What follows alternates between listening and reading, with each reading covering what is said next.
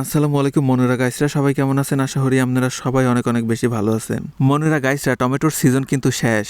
এখনও কিন্তু বাজারে টমেটো মোটামুটি সস্তা, তাই আপনারা যারা বছর জুড়ে টমেটো সংরক্ষণ করে রাখতে চান, আজকের ভিডিওটা হ্যাগো জন্যে।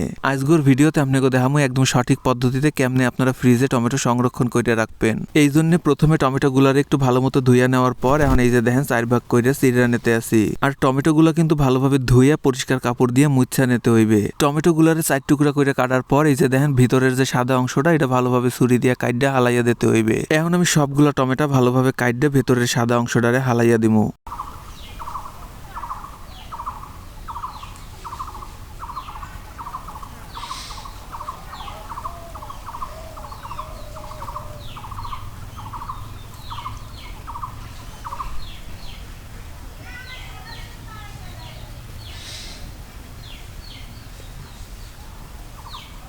তো এই যে দেখেন সবগুলো টমেটো ভালোভাবে কাইডা নিছি। এখন আমাকে লাগবে পরিষ্কার একটা প্লাস্টিকের বক্স। এখন এই প্লাস্টিকের বক্সের মধ্যে টমেটোগুলোরে ভালোভাবে এভাবে সাজাইয়া লাইসা দিমু।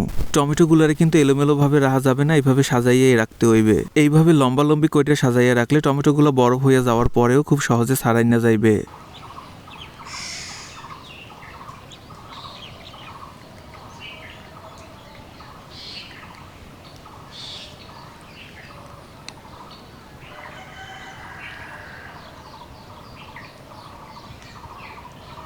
দুই লেয়ারে টমেটোগুলো সাজাই নেওয়ার পর এখন এর উপরে একটা পলিথিন বিছাইয়া এর উপরেও আবারও টমেটো বিছাইয়া দিতে আসি। একবারে গাদাগাদি করে বেশি টমেটো দিলে পরবর্তীতে কিন্তু এগুলো ছাড়াই না যায় না। এই জন্য প্রতিটা লেয়ারে লেয়ারে পলিথিন বিছাইয়া দিলে কিন্তু পরবর্তীতে ছাড়াইতে খুবই সহজ হয়। টমেটোগুলো তো বিছাই না শেষ, এখন এই বক্সটারে ভালোভাবে আটকাইয়া ডিপ ফ্রিজে রাখিয়া দেবো 6 ঘন্টার জন্য। আসলে 6-7 ঘন্টা আসল বিষয় না, আসল বিষয় হইল এই টমেটোগুলো যতক্ষণ না পর্যন্ত বরফ হয় ততক্ষণ পর্যন্ত ডিপ ফ্রিজে রাখিয়া দিতে হইবে। এই যে দেখেন আমাকে টমেটোগুলো কিন্তু ভালোভাবে বরফ হইয়া একদম শক্ত হইয়া গেছে। এখন এই সমস্ত টমেটোগুলোর গায়ের বরফ ছাড়াইয়া একদম ঝরঝরিয়া বানাইয়া হালাইতে হইবে। দেখতে হয়তো বুঝতে পারতে আছেন না, আসলে এই টমেটোগুলো কিন্তু একদম পাথরের মতো শক্ত হইয়া গেছে। কারণ আপনাকে একটু টাহাইয়া শব্দ শুনাই হেলেই আপনারা বুঝতে পারবেন এটা কতটা শক্ত হইছে।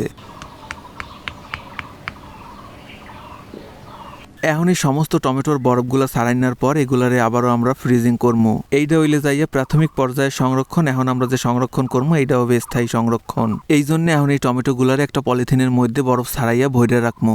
এইভাবে প্রথম পর্যায়ে বরফ বানাইয়া তারপরে পলিথিনে ভইরা ফ্রিজিং করলে কিন্তু পরবর্তীতে টমেটোগুলার জোড়া লাগিয়া যাইবে না। কারণ টমেটোর গায়ের পানিগুলো কিন্তু অলরেডি বরফ হয়ে গেছে, এই জন্য পরবর্তীতে আর এগুলো জোড়া লাগার কোনো সম্ভাবনা নাই।